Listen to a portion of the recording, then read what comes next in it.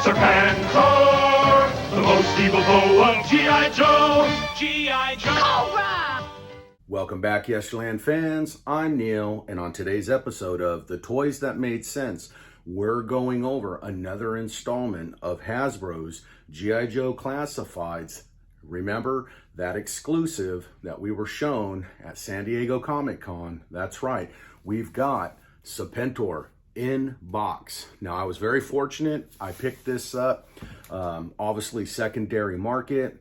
I found a guy out here that had gotten his hands on a few of them, and he was just trying to make his money back on it. He wasn't trying to, rip people off or rip me off in any way. I was very, very fortunate. I picked this guy up for about $10 over original selling price. So when I saw the deal, I was like, I had to jump on it, and it was a no-brainer. So I'm very excited to have this in hand. We're going to open this. We're going to check this out. We're going to go through it and see all the goodness inside. So you know what to do. Grab your favorite beverage and snack, and I'll see you on the other side.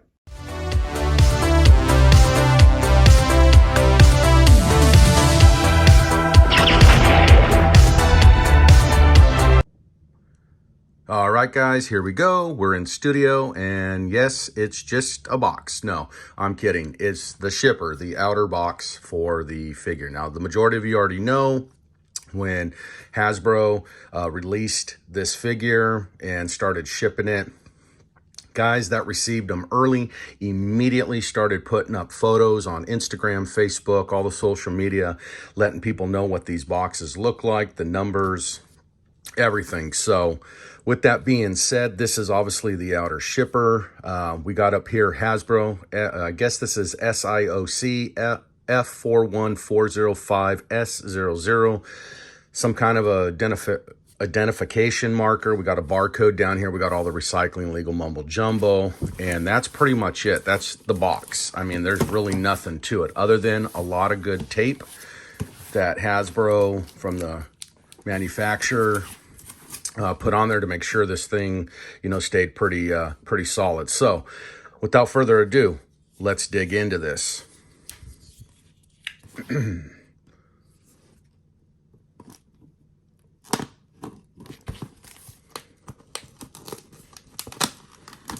Be careful here. I don't want to cut any of the box or the top. Come here on the side. Now, Hasbro, like I said, they put some good tape on here. All right. We're getting our first look at the box. Pretty cool. And let's get him out now. Oh, wow. Wow. This is cool. Beautiful. Beautiful, beautiful box. Look at that. Got that nice picture of Serpentor there with that cobra symbol in the background.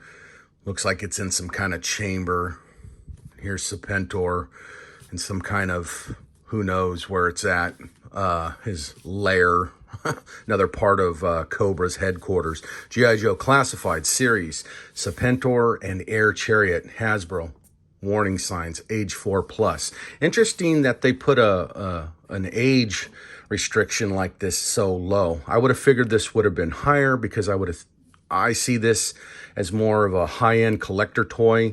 So I would have put the age limit a little bit higher, maybe around, say, 8+. Because I'm sure there's definitely some small choking hazard parts in there. But anyways, flipping it around, number 57 in the line. On the back, we got this beautiful artwork of Serpentor where he's taken over the Abraham Lincoln Memorial in Washington, and we see all the Cobra troops here, cheering for him. Cobra! We got Serpentor here beating up Cobra, taking over. Over here we got Serpentor. He's cutting himself. He's bleeding. I guess that must be a comic book possible reference. Baroness and Destro in here leading the pack with Serpentor on the air chariot. And then Serpentor down here coming in on the air chariot, followed by all the different Cobra aircraft. What an awesome design here. You can see the power, the propaganda, if you will, of Serpentor. I could see this on like a banner or something, or him showing this to his troops that, you know, this is what Serpentor does. Serpentor takes over the world. Got all the legal mumble jumble down on the bottom, all the legal mumble jumble on the on this bottom as well, and then back to the front. So without further ado, let's dig into this guy. All right, so we're gonna do this way. I stopped it, and I shouldn't have done that, but there's definitely some tape here that I'm gonna have to cut, and I need to see how I do it the best way. So down here by the 57, if you get one of these later on, what you're gonna wanna do is we're gonna have to cut that tape carefully. And it is a thick tape, so I'm gonna go this way with it. So I don't wanna peel it because I don't wanna take the chance of cutting or tearing the graphic on the box. But man, that is some tough tape that they use. There we go, I'm gonna have to go the other way now. All right, so that breaks the seal there, and then it looks like I'm gonna have to break the seal on the top. Right there, in order for this to slide out. Do I have some more here? Oh no, here we go. Sliding them out. We're gonna set that slider back in there. And then here we go. We've got the opening to the lair of Serpentor, wherever he's at inside there. Beautiful Cobra insignia there coming down like a reverse mirror image on the bottom. So let's see, is this taped up here? No, it looks like it's like a magnet or Velcro. Nope, it's gonna be like a magnet setup. So here we go. We've got Serpentor in his chamber with the picture of his air chariot over here. And over here to the right, we have some weapons. We got a sword, we got his staff, we got the snake, Serpentor obviously, the chariot, we got his hood, and I don't know what this is, maybe a backpack of some sort, and then possibly it goes to the air chariot, and then it looks like maybe the air chariot holder. And I'm assuming the chariot is in here, so bringing him in close, there's a good look at him right there. Look at that face sculpt. I can't wait to get him out of here. So, closing him back up. It's like a magnet, it feels like. And then turning it around, we get that same picture. Just it's not interrupted this time on the slider. And then on top, we get 57. So, there you have it.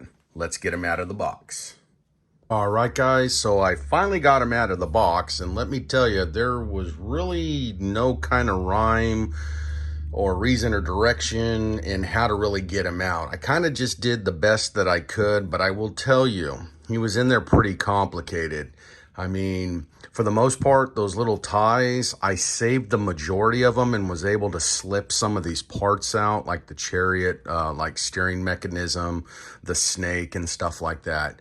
But very complicated. There really wasn't like a pattern. You know, it would have been nice if they would have put like on the insides of the boxes, like in small font or something, like open here first, remove here, something where it would have blended in. But at the end of the day, I got him out, and let me tell you, holy crap, this thing is massive. This air chariot, this headpiece, this dress, and Serpentor, man, probably to date, in my opinion, one of the most heaviest G.I. Joe Classifieds action figure.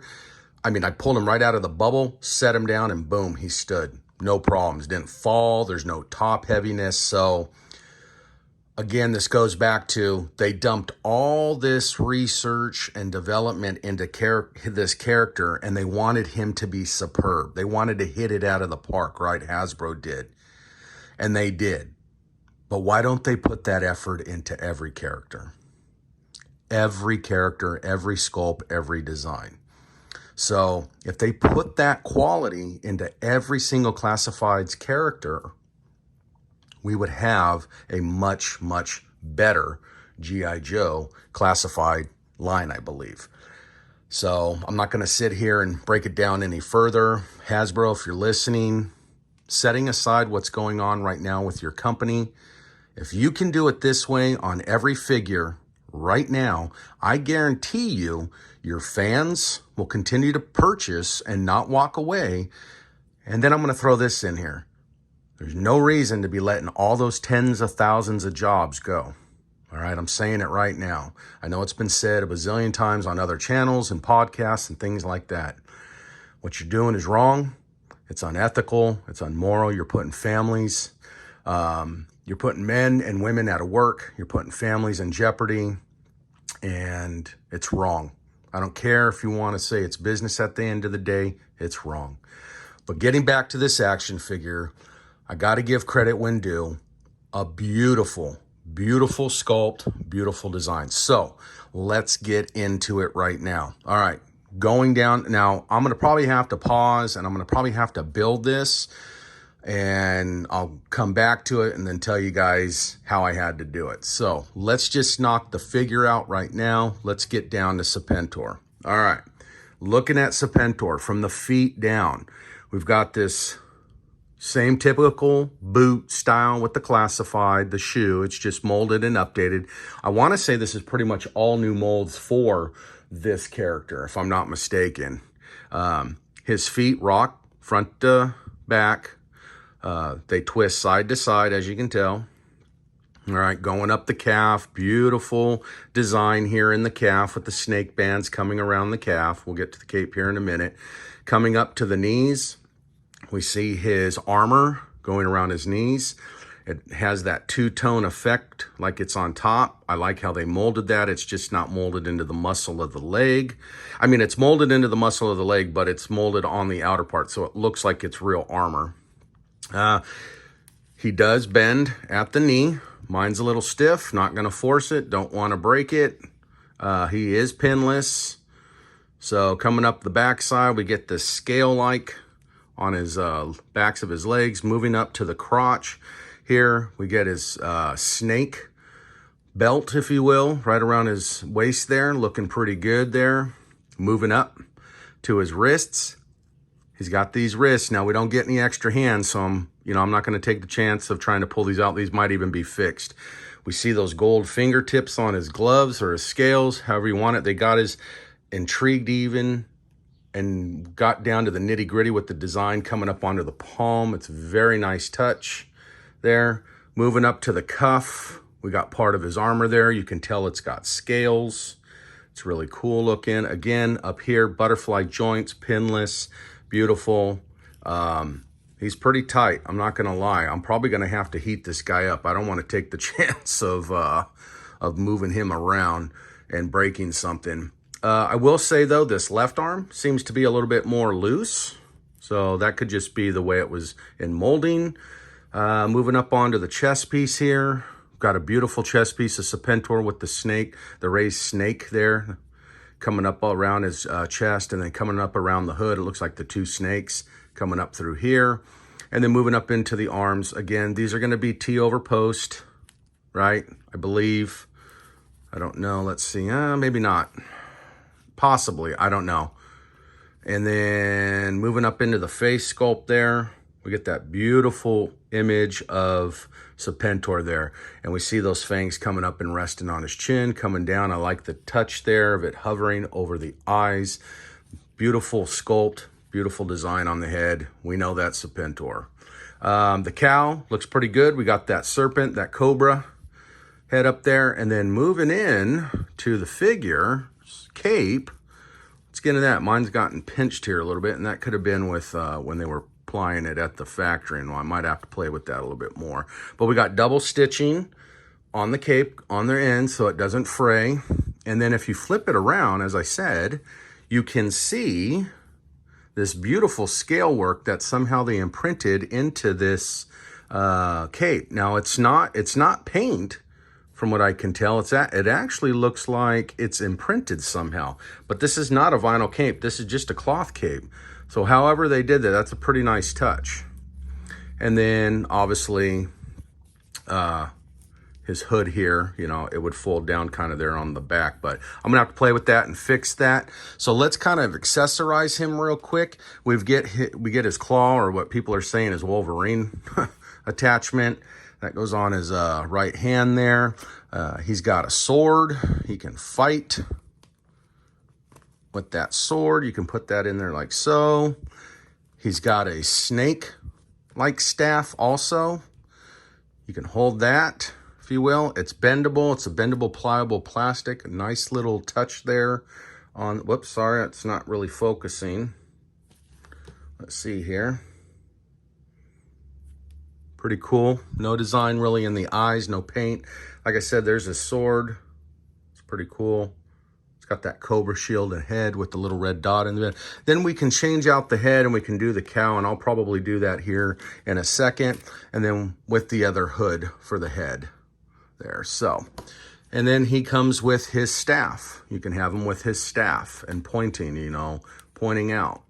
So, whoops, sorry. So there you have it. There's the staff. It does rotate.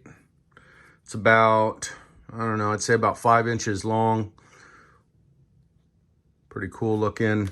And then back to the figure. I mean, beautiful design on him. So without further ado, let's get into the chariot. Now, we'll break it down kind of piece by piece, and I'm not gonna go into too much detail. We got like a little compass there, something, the chariot. It's pretty simple. You see the screws in there. We get this awesome snake accessory that we saw in the pictures. He's brown. Got that red mouth. He's really cool looking. Let's see. We've got the top of the chariot here. A couple screws there. It's where it'll all come together. Big piece here. I'm saying this piece is probably about 4.5 inches long to about 3.5 inches wide. That head probably sits at about 1.5 inches wide. So this is a big piece. And then we get these fins that come with it. These are the directional fins. And then moving into the chariot here, this is a big piece. Tip to tip here on the wings, we're probably looking at about probably 9 inches or so. Yeah, maybe about 9 inches.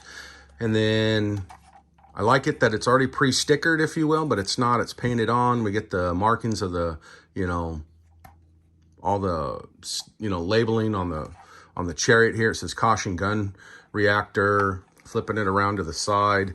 Get that fan on there. Another fin, directional fin. Here's where he stands. We got the two feet pegs there for him to stand up on. That's where the steering mechanism will go, and then the hood of the chariot will go there. Pretty cool. Now also, we got this little bag, and we're gonna open that now. Might as well do that here. And I like how they did it. They did it in like a cobra design.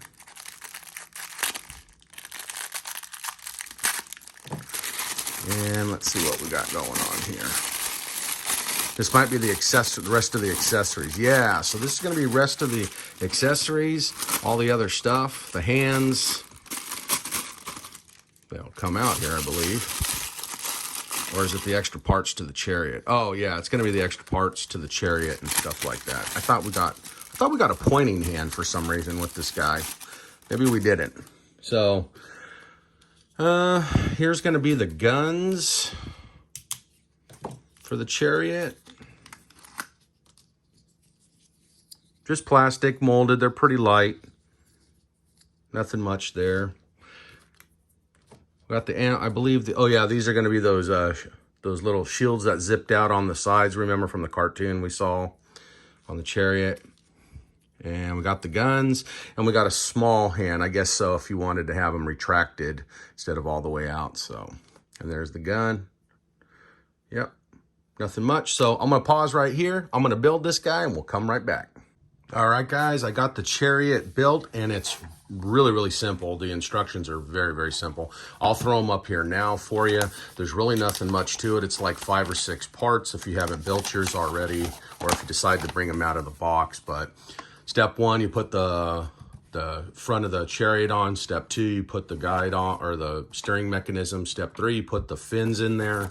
Step 4, you build the guns and put the ammo in there. And then step 5, you just pop them down in there. And that's it. That's how simple it is.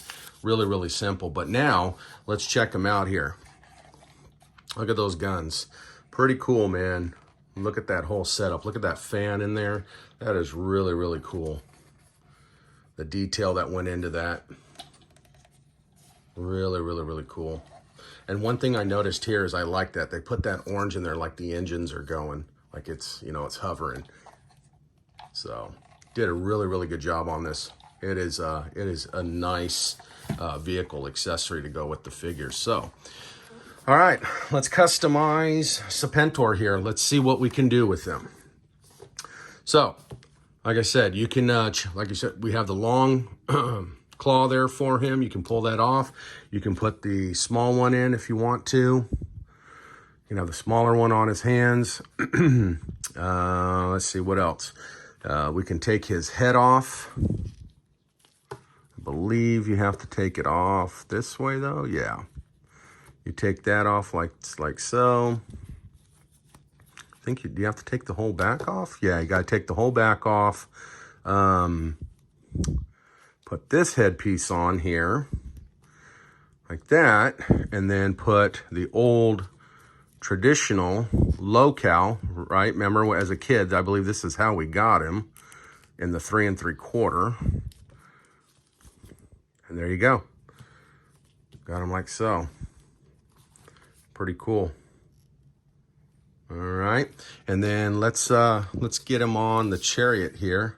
Let's get him into how we want him to see how he looks and stands on there.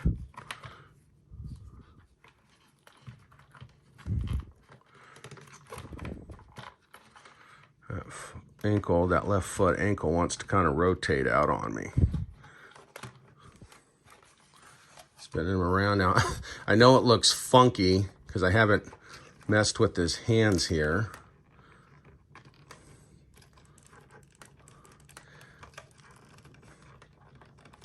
But you get the gist of it, of what he's supposed to do. It's going to take some playing with to figure out how I want to pose him. But there is Serpentor. Let me move the camera back here. Let's get a better to look at him on his chariot. It's pretty cool, man. He's looking cool. I like it. It's going to be a great accessory to the Classifieds line, and with the Action Force stuff, and overall, really, really cool. Hasbro did a good job on this, I'm not going to lie, but I wish they would put that effort into all their characters. So let me know, guys, what you think. Leave me a comment. Remember, follow all my social media, share this video amongst the toy community, and as always, I'll see you in Yesterland.